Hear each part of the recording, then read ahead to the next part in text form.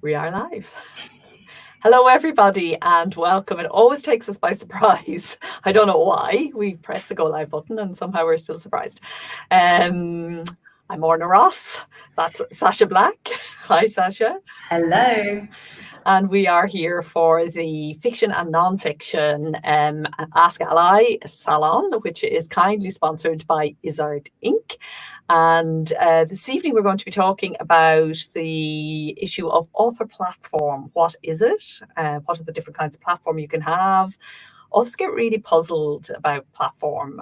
It causes a lot of kind of head scratching and navel gazing. So we're hoping that we will take the mystique away from it, because it really is something that's really quite simple, quite practical, and very important in terms of developing your ability to sell books and to reach readers and to know what you're doing to kind of stay centered and stay core. So yeah, people are starting to come in. If you have any questions, folks, about platform, particularly your own platform, any aspects that you're wondering about or, that you're not sure of, please do use the comment box for questions. Just a minor, slightly unrelated note. Are you recording this? Just to make sure. Thank you. I was not.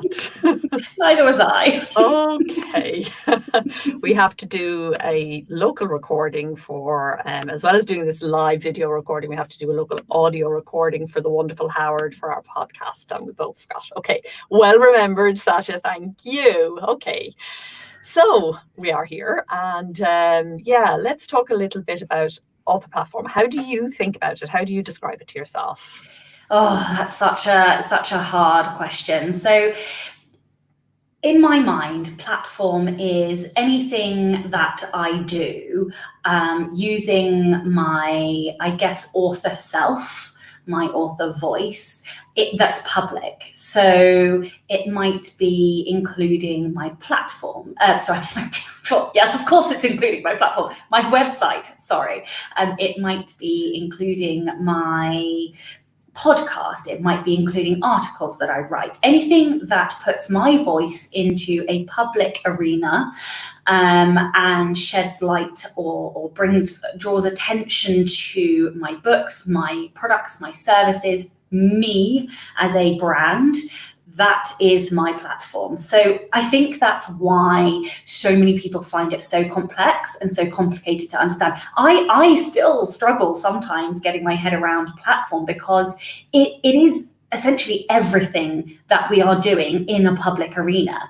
And so you can't really put your finger on one tangible thing that is a platform. It is the gestalt in essence. It is the whole is more than the sum of the parts. The parts being your social media, your YouTube, your podcast, your books, your speaking, or whatever it is that you're doing creates something that is more than all of those little bits, which is your platform.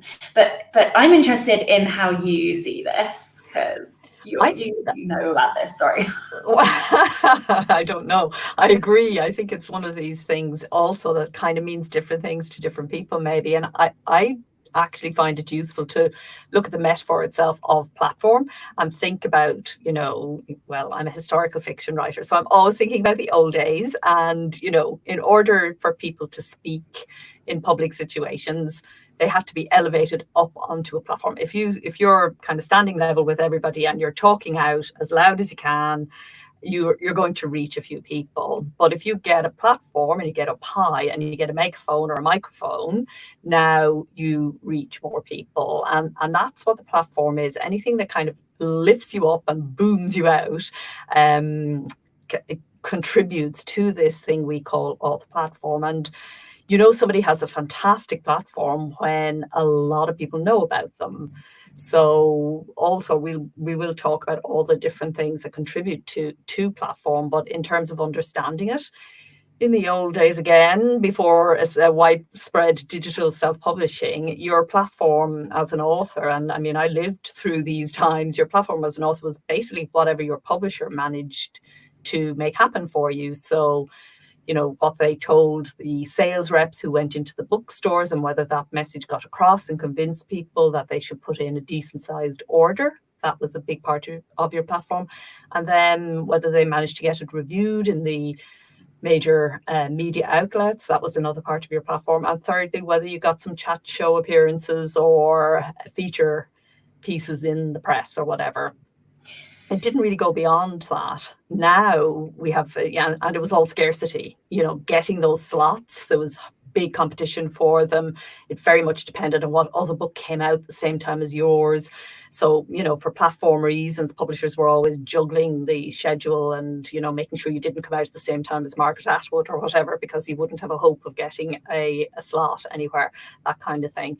It was all about scarcity. Now it's the opposite problem as we try to define our platform. It's all about abundance. There's 600 million thousand things you can do every day to elevate your platform. Which ones are you going to choose? Yeah, and there's so many things that I could elaborate on there, but the thing that I love most now is that we are so empowered. There are so many options, but also that platform creation is the ball is in our court, so to speak, because we have the ability to choose what we're going to do, where, like you say, pick and choose between those 600 million things that we can possibly do, rather than being at the whims and fancies of a publisher and their marketing budget or not, so to speak. But in terms of, I just thought I might explain how I choose the things. And that is by sticking to 3 principles or values, I suppose. So I run my platform very much on these 3 principles. And I think I've said this before on one of these podcasts, but I try to make sure that everything I do, everything that when I put out my voice in whatever format, I match one or more or all 3 of the following principles. So being knowledgeable, being motivational for others, and being a little bit rebellious. And that permeates both my podcasts, my article writing or whatever, all the way through to my books. Now, very much so in my nonfiction books, that is probably quite a good summary of the voice in those books, but I'm now pushing my fiction under that as well. And it's because it works better with my platform. That is my platform. Those 3 principles are what I put out. It is what helps to draw the reader and customers to me, and therefore I want my fiction to match that as well. But I know that's not the case for you, is it, and your platform? Well, it hasn't been, but I think, again, it's probably something. So what's happening to me at the moment is I'm doing the opposite. I'm kind of separating out my platforms. So I think if I have one word that kind of encompasses everything, it's probably inspirational. So always trying to inspire change and whatever people want in their lives, kind of facilitating that empowerment is in everything. And I think that is in the fiction as well. But my fiction tends to be darker. My poetry tends to be lighter. And then nonfiction, I guess, is very much around author guides and creative guides. So there are definitely similarities, but what has happened to me in the past is that everything was kind of all in together, because I did see it all as my voice. And then in recent times, and anyone who's a regular listener will be probably bored hearing me talk about this at the moment, but in recent times I've been stratifying, pulling each of these out and using different social media even for different aspects of the platform. So for poetry, using Instagram. For the creative stuff, using Twitter, and fiction for Facebook, and just trying to make that change happen. And I think then, when I have kind of separated it all out, then I'd be able to integrate it back together. So it is, because I do think if you think about a Stephen King book, you just know what you're going to get. You don't know the story, and stories are in all sorts of different settings, but you kind of have an expectation around what you're going to get. Same with Margaret Atwood, and a lot of this stuff where you've got to understand where marketing and platform are overlap, but then come apart. Platform and marketing is not the same thing. Your marketing feeds your platform, And I think a good rule of thumb when thinking about platform and strengthening it, which is what you're talking about by getting these qualities that define us as authors and each get our books.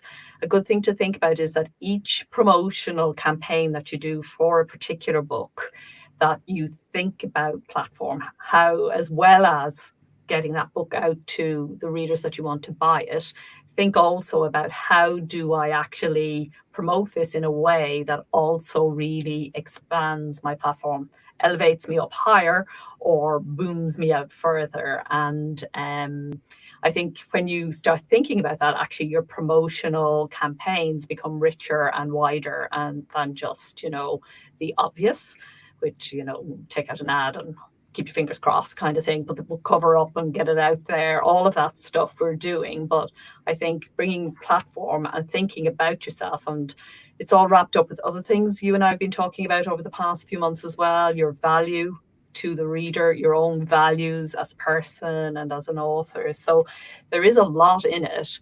So folks, do ask your questions if you have specific issues around your own platforms. We've people in from all over, as usual, Canada and New Zealand and everywhere in between, the long way around.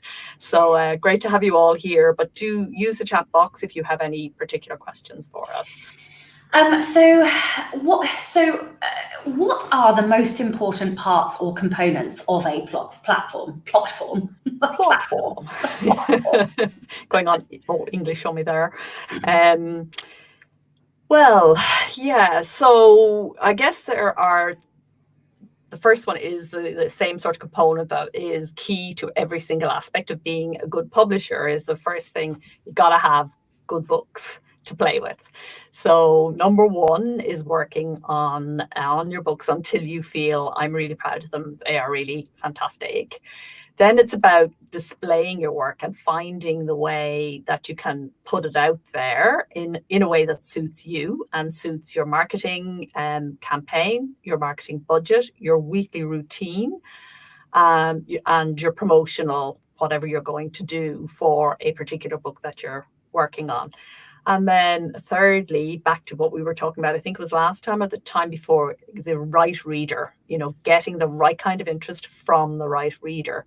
So if you drop any of those, it's a three-legged stool. If you drop any of those, you're going to kind of wobble. So it's a matter of making sure that all of those things are in place. And to do that, you need to think about your work, not just as the person who makes the books, puts the books together. You've got to think also of yourself as the person who puts them out there, the marketeer, but you've also got to think of yourself as the manager of the whole thing, the process, because you really will become overwhelmed if you don't narrow this down to what suits you, what suits your weekly routine, your monthly routine, your quarterly routine. One of the things that works very well for a lot of authors is to have a quarterly campaign around a particular book. So to pick a book, if you've got one coming out in that time frame, great, that's the one you use, and you build your launch campaign around that. But you don't need a launch book to do a campaign on a book. So each quarter to pick one of your titles and to put, some juice behind it, and to make a plan across that quarter as to how you're going to do that in a platform building sort of way. Adam has popped in with a question saying, it seems like building a platform requires really putting yourself out there. Any suggestions for spreading awareness about my new book or books without making it all about me? Not to be too much of a tortured artist, but honestly, I'd honestly like the work to stand on its own and not make it all about me. I can throw in some things if that's okay. So first of all, I would say that whilst we have been talking about the platform in terms of our platform as an author, when you are looking at your books, I tend to think about the reader, not necessarily about me. So for my fiction, I will look at the themes, perhaps the tropes, and I will be talking about and promoting those. So for example, I could send an email or do a post or an article 10 books that have a haters to lovers type trope. And if that's what my book trope is, then obviously I'm going to put my book in there, and that will help to promote it. So I look at what is it that readers want or will get from my book? What are the themes? Is it a romance theme? And is it the romance element that people will be coming to my book for? Is it something about a very niche form of fantasy, or a niche form of, right down to a magician's thing? Perhaps that's the aspect or element in your book that you promote, and you talk about things that readers would like about that genre, rather than talking about yourself. And then for non-fiction, I look at the problem that I'm solving for readers. So you don't have to necessarily talk about yourself or your personal life on your platform. You can talk about the contents and the themes and the problems, if you're writing nonfiction, that you are helping people to solve. So I hope that has answered that a little bit. I don't know if you want to add something. Yeah, to just kind of say yay to everything you've said, and to say that it's up to you, Adam. Some authors love to make it about them. Excuse me. And that can be particularly people who have maybe a performance dimension to their work. So, performance poets, or people who love to read their work and read very well, or have an actor in an acting background, something like that, or just are genuinely people who love to just kind of sit there and chat and be themselves and talk to their tribe of readers, and are really, really comfortable in that position, sitting with looking into the green light of a video, chatting away, and they're very comfortable with it being about them. That's great for them. You don't want to be like that. You don't have to be. And that's what we were saying about the 600 million things. It's really up to you to choose, how are you going? So, we've told you what the elements of a platform are.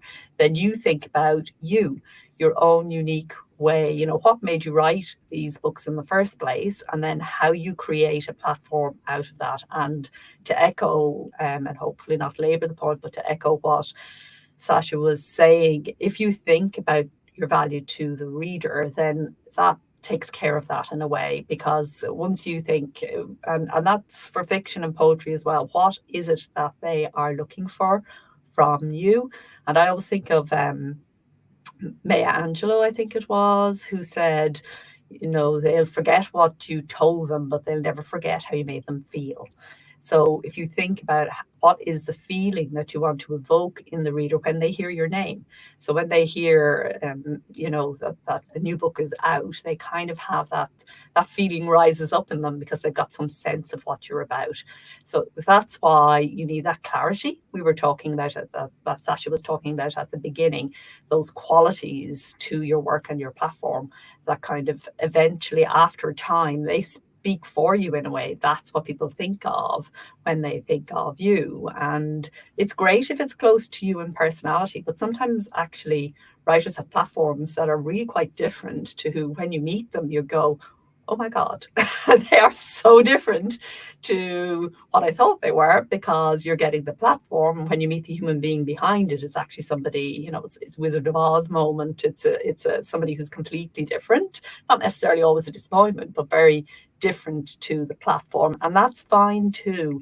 There are no rules here. I think that's the most important thing to say.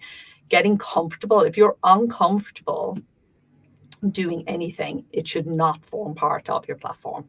You really should be comfortable with whatever you're doing, and more than comfortable. You should feel good about it. You should be bringing the same sort of creative spirit that creates the books, should be going into the platform. They're intimately connected, and if there's a kind of a gap between them, then that's a gap where you kind of fall down and not be known. You've got to integrate those two together.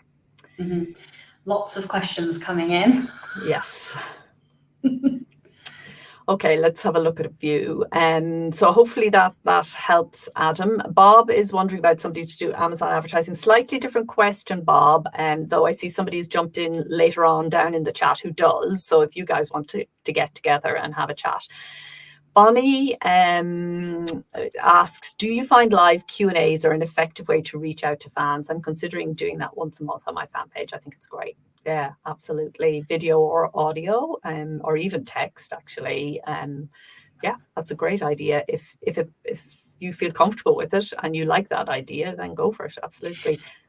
One thing I will add with that is I find them extremely effective for my nonfiction, and I find them slightly less effective with my fiction, but I think that's only because it takes slightly longer to build for the fiction. So I don't know if you write fiction or nonfiction, but just to say, don't be disheartened if it's sort of crickets at first. One tip that I always like to use in order to appease my nerves is to get questions in advance so that you aren't waiting for questions on the day, and that also gives you the ability to prepare answers in advance. And then if on the day you feel comfortable, you can then open it up because people will start throwing questions in. And yeah, I just find that that helps to give the Q&A some structure as well. Yeah, great. And I think back to that thing of crickets, whatever you start to build your platform, it's likely at first that, you know, your platform isn't very high and your microphone doesn't boom very far. You know, you begin with tens of people and you move into hundreds, and then you move into thousands, and then you move into tens of thousands. And if you're lucky, somewhere along the line, and probably unplanned, something will spike and will just give you that bit of elevation that makes all the difference. But you never know when that's going to come. And at the beginning, when you're trying to build a platform, you're basically an unknown. Nobody knows you. And, you know, another word for platform is fame, really.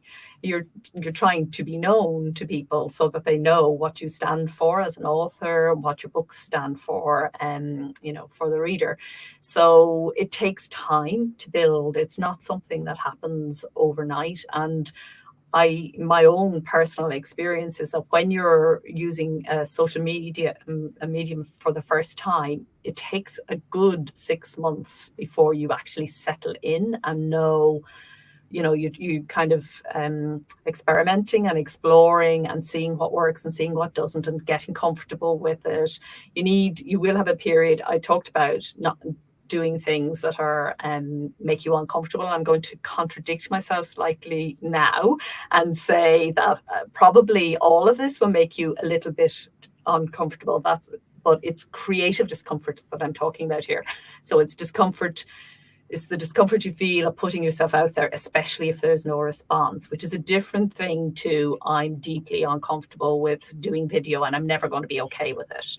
So you can expect to feel normal creative discomfort if you're trying to grow yourself, if you're trying to expand who you are as a person, as an author, as a publisher, then growing pains will happen. That's part of the process. But that's a different kind of discomfort to what I was talking about earlier on. Somebody was asking about quarterly plan. Renee, do you have resources you could point us to as an example of how to create a viable author business plan? Yes, I'm actually running a business planning group, Renee, and I'll be in touch with you. If you drop your email address here into the chat, I'll send you a note about that.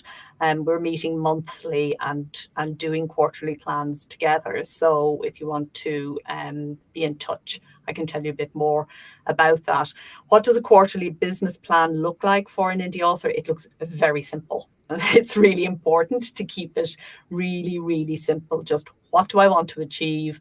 A rough idea of how you will express that in a measurable way. So you will be able to say, yes, I succeeded, or no, I didn't succeed.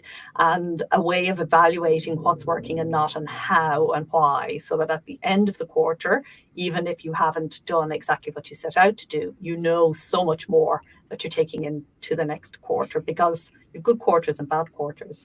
Absolutely. I was just going to add two things. I believe we had, as an ally member, you have access to the lifetime access, whilst you are a member, to the Self-Publishing Advice Conference.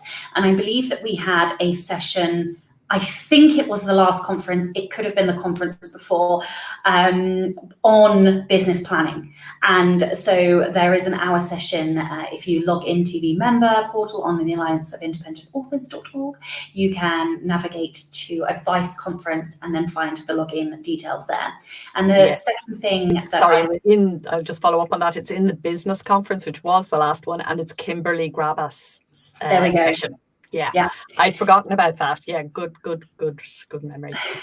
And the only other thing that I was going to say is I try and do all of those things with my quarterly plans, but I also, and this may or may not be helpful at all, it's just something I personally find helpful. I separate out my plan into topics or themes. So I do a creating, what am I creating this quarter? What am I marketing or launching this quarter,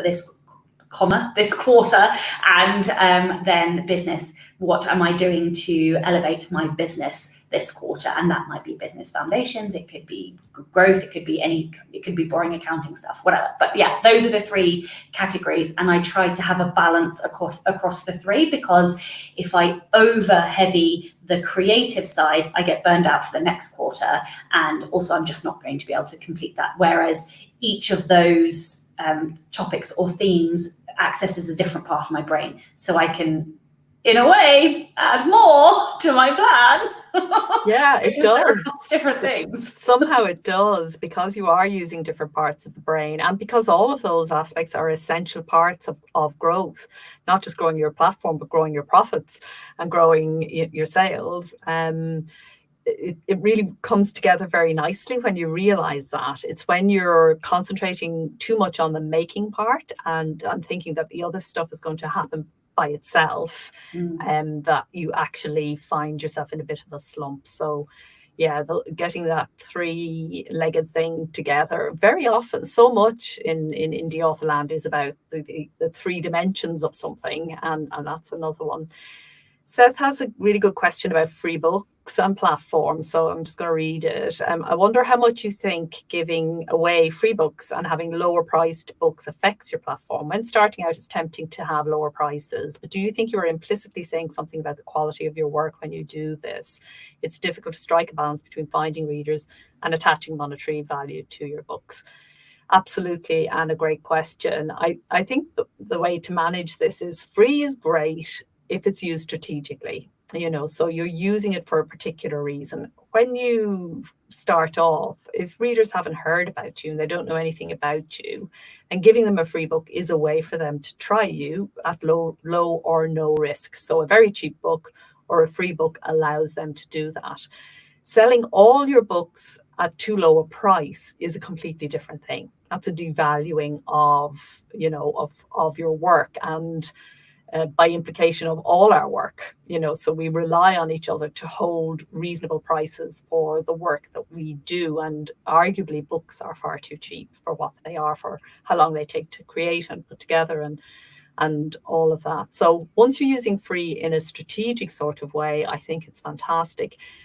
Also, managing your price, understanding that some platforms are much more price sensitive than others. So Amazon is the most price sensitive platform. It's all about price on Amazon. They've got a big sort of principle that you can't buy your stuff cheaper anywhere else, and so on. Apple and Kobo, far less price sensitive, and in fact you may put readers off, which is what Seth is asking about. You may actually make readers think your book is a certain kind of book. You've got to be really careful. Pricing has to be part of the overall platform, where you're pitching yourself in the market, who your readers are. Are they hungry readers that read, voraciously and therefore, need books to be cheap because they're buying so many of them?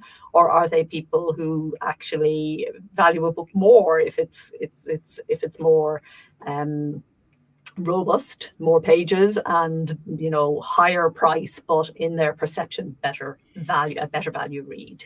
Yeah, and I also think, as well as it being platform sensitive, I also think it's genre sensitive. So, for example, with nonfiction, it's very unusual to find anything, sort of at the 99p or free level.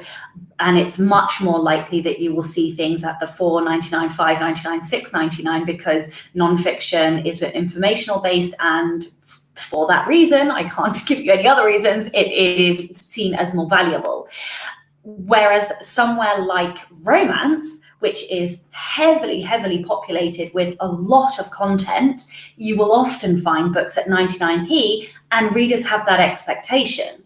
But also lots of, and I'm not saying everybody, because obviously not everybody, but lots of romance readers have lots of books, and also it's the what's the word, the units, you generate lots of unit turnover in order to get people through your series. I can't think of the word that I'm trying to say, but hopefully you know what I'm trying to say. Great. So I'm just going to, we were already out of time, just going to fly through some of these questions here. So Ebony has pointed out, she's asked, what are ways to get other people to promote a platform, your fans, your critics, etc. And I think that is actually something that we might look at next time as something in and of itself. How to actually, because yes, you're absolutely right. It isn't about you just being one person constantly doing stuff yourself. Harnessing other people is essentially, your platform is other people. It is people talking about you, either organically or because you've helped them along to do that. So we might look at the whole use of other people in our marketing in our next session. Julie wants to know, am I being too ambitious doing a blog and newsletter for fiction and non-fiction? Feeling resistance with the fiction blog while in the finishing stages of non-fiction, and when I've hardly any fiction followers, doesn't feel like a good use of my time when I only have one book out. I know, chicken and egg. You can build a list, Julie, and give them something that isn't necessarily a newsletter. You know, if the newsletter isn't coming, and as you say, you've just got one book and so on, there isn't an awful lot to put into it, and you're not enjoying the writing and filling them in with the where you're at, then yeah, think about other ways that you can do, or else have a newsletter that goes to, well, no, you can't actually. I'm thinking about, no, your audiences are two completely different. Yeah. So just have one newsletter if it's too much at the moment, until you have 3 books in place. I think you're probably right that it's a lot of work at this point in time for probably not a huge return. Do you have any thoughts on that, Sacha? Well, the only thing I was going to say is, once you've written the content, if you're writing evergreen content, it doesn't go away. So you can re-promote it or repurpose it and use it again, especially as your audience and your platform and your mailing list or your blog or whatever grows. So it's never wasted. That's just something that I wanted to add. Fair enough, absolutely. Is it essential to have a Facebook page and or a Twitter account? It's not, Roz asked, it's not essential to do anything, Roz. Don't have either of them unless you've got a plan for them. So you should know, before you open a social media account, you should actually know, here's how this account is going to help me to sell books. Here is my strategy. And that doesn't mean I'm going to tell people about my books all day long, because that won't work. You need to do some reading about social media, how it works and how it sells books and the ways in which you use it to do that before you have it. It isn't essential, but I will say, if you're not going to use social media, then what are you going to use? You need to have something. So if it is definitely a fantastic opportunity for authors to be able to directly reach their readers through social media, but it doesn't mean that you have to do it. No. A few people saying they're interested in the planning group. I will definitely be back in relation to that to you all, so don't worry about that.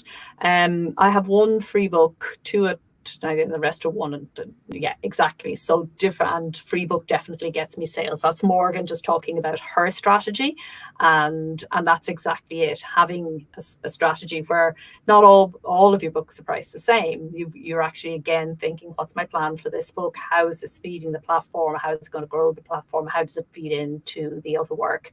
And for all of this, your main job, of course, always is getting the words, as Sacha says, and getting the words each day, getting them down, getting more product, more books, and more lead magnets and whatever it is that you need in order to make your stuff work. So Julie takes your point, and I think she's happy with that. And I think that is it, unless there's anything you would like to add, Sacha. No, I don't think so. Okay, we had a few other bits and pieces, but I think we're out of time, so we will get to those next time.